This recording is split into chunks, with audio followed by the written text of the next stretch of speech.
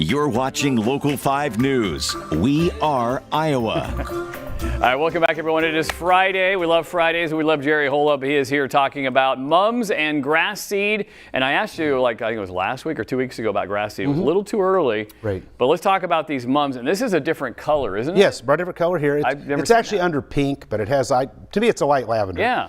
But this one here, I brought it a few times here. It still has about half the blooms to go. Yeah. So this is still going to be good through the end of October. Now up in Ames, we have about half the mums left approximately. Okay. So we still have thousands to choose from, and they've been outgrown. So they'll be good quarter in November. I got a question for you. How long does it take to the nursery to grow something that large? June. These were planted in June, about this big. Really? Little teeny cuttings, about this big in June. That's all. And they grew that much? Oh yeah, yep. Wow. We use lots of food. Real good soil helps too with it. Okay. Yeah. Because there's a lot of mums that are smaller and bigger. It seems like they were like years old or a month, you know. Right. Yeah, some of those have been grown indoors. You can force them faster. The problem is the blooms will only last you 3 or 4 weeks, where these will last you at least 2 or 3 months. Okay. So it's because they're grown outdoors. Okay. Yep. Okay. Now let's talk grass seed. Okay. It's time to do your grass seed now. All right. If you have a shady area, of course, go with a fescue type. And like I say, just get something. If you have a mixed area, you can get some that's called sun and shade mix also. Yeah. Bluegrass is good in the sun area, and that's what a lot of people's yards have gone dormant now. Yeah. And I've driven around town a lot, there are lots of spots that are dead. I've got some of those. Just take a rake, work it up a little bit. Yep. I like to be sure and put some type of mulch on them.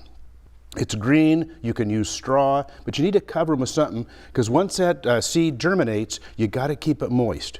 So you got to cover it with something. Even straw is fine too, to cover it, to get it. And just be sure you water it enough. It is cool weather next week, maybe every day give a little bit of water, because grass seed, you cannot water it too much. Okay. You can't. You can keep it plenty wet, it's good. Okay, that's a good thing to know, and great weather for that too, because it's not going to bake it. But there will be sunny days, but it won't be very hot. I want to talk about some shrubs. One thing you do not want to do: don't ever cut back any knockout or shrub roses in the fall. Because if you get a severe winter, which we could below zero, they're going to die, or a lot of stems will die on them. And that's a specific kind of rose? It's a knockout rose. It's one of the most common now. It blooms all summer long. Oh, okay. It's one of those. They're mostly red. There are some pinks and whites too. Everything else you can probably cut back. You have these spireas, you have weigelias, any other bushes you've got around you want to do, those can be trimmed back now, especially lilac bushes. If you don't ever trim them in the spring, they won't bloom. If you trim them now, all those areas you've trimmed will bloom. They'll send bloom heads out in the spring. Okay, that's good to know. Yeah. I trimmed my apple trees because they were so heavy with apples. I was trimming branches. I don't know if it's a good time to do that or not. It won't hurt. It won't hurt. Not this time of year. Okay. You don't want to ever prune them like in July or when it's really hot. Then they lose too much sap out of them. Yeah, and they could be damaged that way too.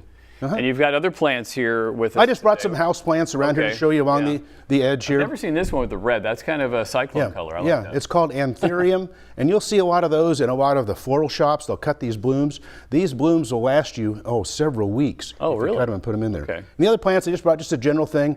On the corner over here, this is the one that's really, if you have trouble growing something, if you water this one once a week, you won't kill it. That's right. Some of these are temperamental. Some other plants you got to be real careful on. Well, that's the one you can actually put in water, I think. Yeah, my you put it in water too. would put starters in water, and it would. But the best thing to tell you about any indoor plants: don't overwater and use room temperature water. If you aren't sure about watering, just wait a week or so, or wait a few more days to water. And always the finger test, right? To see if it's, or maybe if it feels moist at all, get a little dirt on your finger. Yeah. The mud, don't water. Just let it go for a while. They'd rather be dry a little bit than most overwet. everything would be. All right, thanks, Jerry. Thank you very much. Have a great weekend. You have a good weekend We will too. be right back talking more about that forecast coming up.